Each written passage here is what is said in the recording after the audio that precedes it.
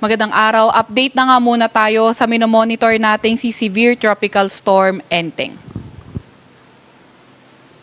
So kanina ngang alas 4 ng hapon, yung kanyang sentro ay nasa may layong 165 kilometers, hilagang kanluran ng Lawag City, Ilocos Norte. Nagtatagla ito ng lakas na hangin na 95 kilometers per hour at bugso na abot sa 115 kilometers per hour. Ito ay kumikilo sa direksyong west-northwest sa bilis na 10 kilometers per hour. So tingnan naman muna natin itong magiging track ni Enteng. So nakikita nga natin na after 24 hours or 2 p.m. September 4 ay nasa labas na nga ito na ating Philippine Area of Responsibility at 345 kilometers west-northwest ng Lawag City, Ilocos Norte.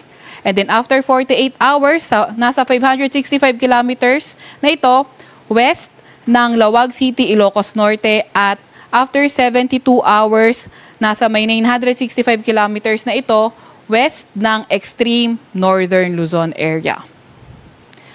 Meron pa rin nga tayong nakataas at na mga tropical cyclone wind signal at ang pinakamataas ay signal number 1 dito sa may Ilocos Norte, sa may Ilocos Sur, northern portion ng La Union, pati na rin sa may Abra.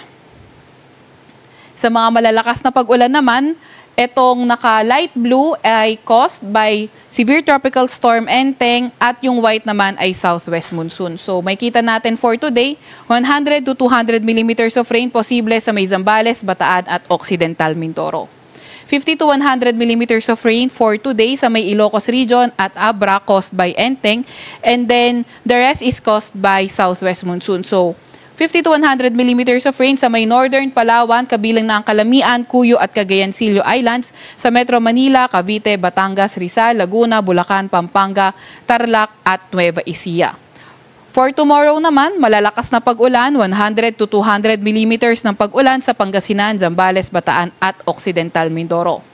50 to 100 sa may northern Palawan, kabilang ng Calamian, Cuyo at Cagayancillo Islands, Metro Manila, Cavite, Batangas, Rizal, Laguna, Bulacan, Pampanga, Tarlac, Nueva Ecija, La Union at Benguet. And by Thursday, 100 to 200 na millimeters na mga pag-ulan sa may Zambales, Bataan at Occidental Mindoro, samantalang 50 to 100 millimeters naman sa may northern Palawan, kabilang ang Calamian, Cuyo at Cagayancillo Islands, Cavite, Batangas, Bulacan, Pampanga, pati na rin sa may Pangasinan.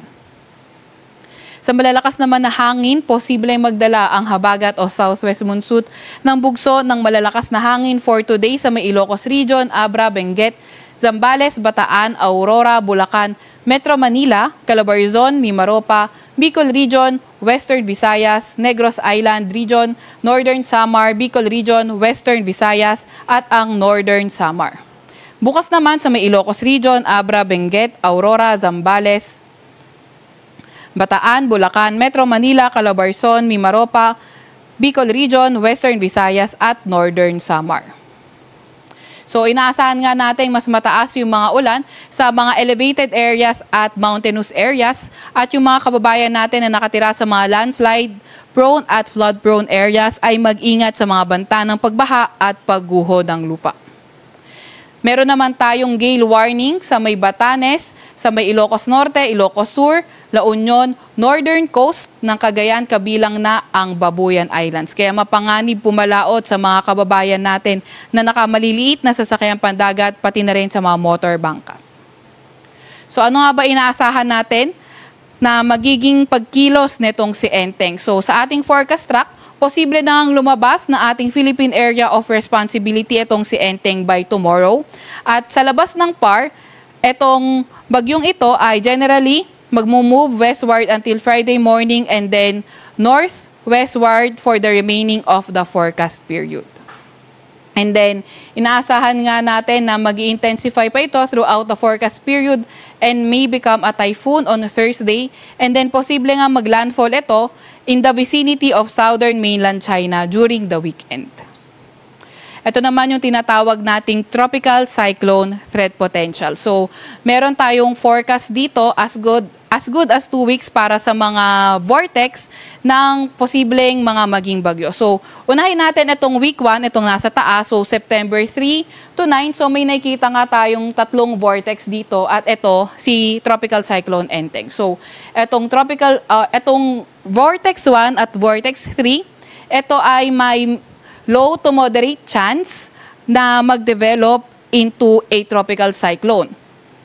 And then, mababa naman yung tsansa ng Vortex 2. So, for week 2, September 10 to 16, nakikita nga natin itong si Vortex 1 ay nasa low to moderate chance pa rin ng pag-develop into a tropical cyclone.